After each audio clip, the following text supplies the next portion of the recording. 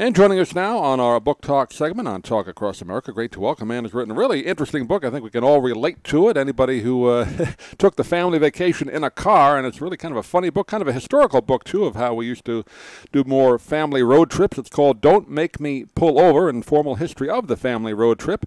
We're joined today by Richard Ratay. He's based up in Wisconsin. He joins us by telephone. Richard, good to talk with you. How are you?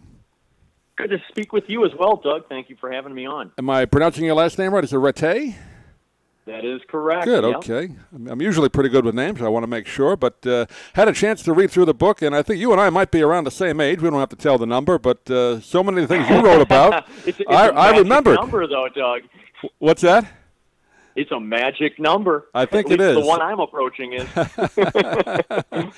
Well, this has kind of brought back memories back to me because, we took a vacation. We took, flew places as well when we could, but we also took a summer vacation every year in August.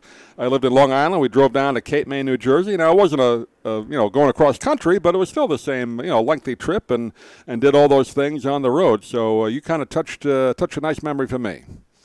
Yep, and we took our trips at a little bit different time of year. My dad was a real avid golfer, so the point of many of our family road trips was to get Dad out of the Wisconsin winter and to a sunny, warm golf course in the southern part of the United States as fast as humanly possible.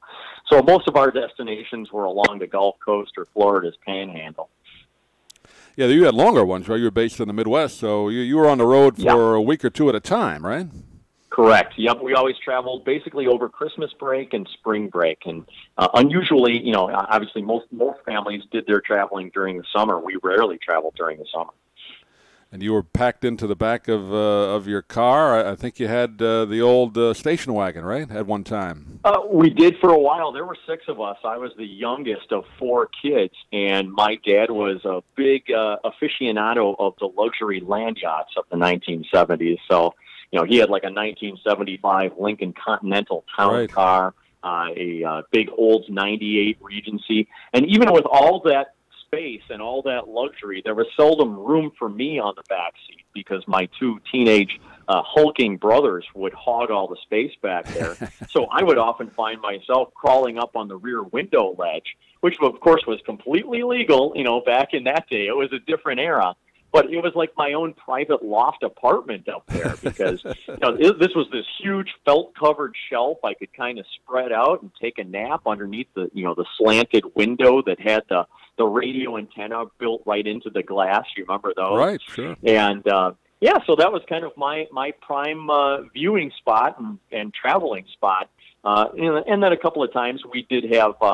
I think it was mandatory for every family to own a Ford Country Squire station wagon with the fake wood paneling at some point in the 70s, and we did have one of our own for a while. And then, of course, I would crawl into the way back of the station wagon where you'd have that rear-facing seat, sure to induce nausea after hours of looking at the country backwards, basically. But that is where I spent most of our travels. We had a Ford Falcon station wagon at one time. My dad primarily used that, but we would travel occasionally in that. And then we had the Oldsmobile 98. We had a 67 Cadillac, so huge boats, which you don't see on the road anymore. But those were huge cars. Absolutely. Unfortunately, those cars were kind of killed off by the the higher emissions and mileage standards set by the EPA, which was also formed in the 1970s. Well, what's great about your book, not only the memories you talk about, but kind of the history of people getting in their cars, the whole interstate highways, which were built in the 50s. People tend to I wasn't around then, but you tend to forget. My parents told me, you used to have to drive these old kind of roads to get anywhere until those interstate highways were built.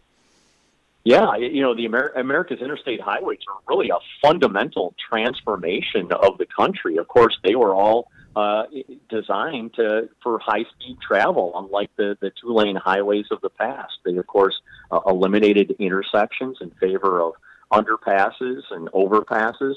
They were mostly 4-lane. They were restricted spaces, so you weren't going to find yourself trapped behind, any horse-drawn wagons or anything that would slow you down in that way. They were elevated to prevent flooding, and they had these nice wide shoulders in case you did have a breakdown or emergency. So they were all about getting people across the country as fast as possible. And really what they did was make this big country of America so much smaller because for the first time, all these destinations that Americans could once only read about in newspapers and magazines, suddenly they were all within reach, given car ownership and a few dollars for gasoline and a few days to be able to travel. Yeah, you talk about it in the book, how before deregulation, the cost of flying was enormous, by today's standards. Yeah, absolutely. So people couldn't afford it. Some people like to look back at how people traveled via airplanes and the jetliners of the 1950s and 60s as some kind of golden era of air travel. But it was only a golden era for those who had the gold, for the very wealthy and those traveling on corporate expense accounts. For average families, I mean, airfares were 3 to 8 times what they are for the same tickets today. So it was simply prohibitive for families to be able to travel by air, and thus they took to the roads, and boy, did they ever take to the roads in vast numbers. Between 1955 and 1972, for example, attendance at America's national historic sites, the national parks like right. Yosemite and Yellowstone and the Civil War battlefields, increased from 65 million visitors in 1955 to over 165 million in 1972. So that just shows you how road travel and families traveling really boomed during that period. Yeah. Some of the other great memories you talk about in the book. I remember Stuckey's, one of those stops along the highway. They had that famous candy that basically tasted terrible. Whatever that Stuckey's was, it was horrible, at least for me. Well, and we ran into a lot of trouble because of Stuckey's, too, because my dad was a man who was always about making time, right, out on the highways. He wanted to get to whatever destination he could as fast as humanly possible. And so that meant stretching every tank full of gasoline because he didn't want to have to stop to refill his tank any more often than was necessary. So these Stuckey's, typically they would have like 50 billboards for each location, right. Out on the highways. And as these Stuckey's went out of business in the late 70s because of the rise of the fast food chains like, McDonald's and Wendy's and drive-through service, people began preferring the speedier service to the table service offered at Stuckey's. So we would find these billboards, which of course also advertised gasoline available at that Stuckey's location. And we would think, okay, my dad was running on empty, but there's a Stuckey's billboard and they have gas and we're going to be just fine. And we would follow these billboards into the Stuckey's location only to find, that they're closed, or that their gas pumps were wrapped up in plastic and they weren't offering gas anymore. And, those were some dark moments then when you're running on a completely empty tank and all of a sudden, there's no gas to be found.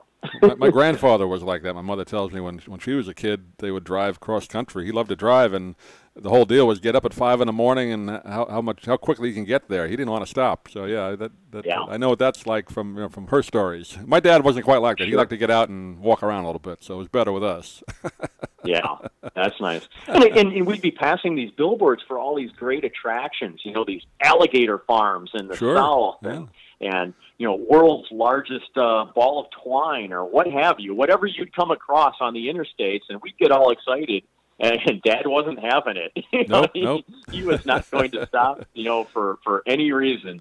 But still, we still found ways to have great times while out traveling together. One other thing you mentioned that, again, a great memory for me as well, Howard Johnson's, the fried clams. I didn't know anybody else remembered that. Yeah, not just the fried clams, but of course they were very famous for their 28 flavors of ice cream, right. which Howard Deering Johnson himself boasted covered every flavor he could imagine in the world.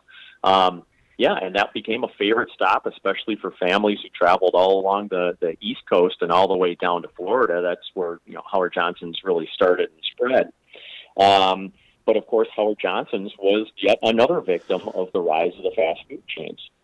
Yeah, I think there was only one left. I thought I heard that it closed, but do you know? There's one in upstate New York. I think it might be the only one left. Yep. Yeah. It's actually in Lake George, New York. Yeah. I called them probably 3 months ago just to confirm that they were still open, there. And okay. they were. I think there were periods where they closed. Right. But they are back and open for business as of the last time I checked. Used to have Friday night was all-you-could-eat clam night. My dad and I would do that quite a bit. We lived near one as well, so we could go to the local Howard Johnson's. But I miss those places. Sure, I think a lot of us do. But it's fun to recall them. It's fun to recall how important they were to the American road travel experience. They were really icons of the highways for decades. And again, this book has so many great memories, and anybody will get a kick out of it. If you're around, and if you weren't, you'll enjoy what people did back in the 70s and 60s. Yeah. But it's called "Don't Make Me Pull Over." Go ahead. I didn't mean to interrupt you. I was just going to say, I certainly want people to laugh a lot while they read it, but I want them to learn a lot too. And I think having read the book, that there's just a ton of fascinating history in there. And I think people are really going to get a lot out of it, and it's going to stir up some fun memories for a lot of people. Don't Make Me Pull Over is the title. Richard, do you have a website you can direct people to? I do. My website is at richardratay.com. My last name is spelled Ratay. And, of course, the book is out and available now just about everywhere, Amazon.com, Barnes & Noble booksellers, and, of course, it's important that we support all those great local independent bookstores out there as well. Great. We'll also have a link to the interview here as well on the website. But, Richard, pleasure talking to you. Again, great book. Hopefully we can do it again. Thanks for being with us. Thank you, Doug. I really enjoyed it. Thanks for having me on.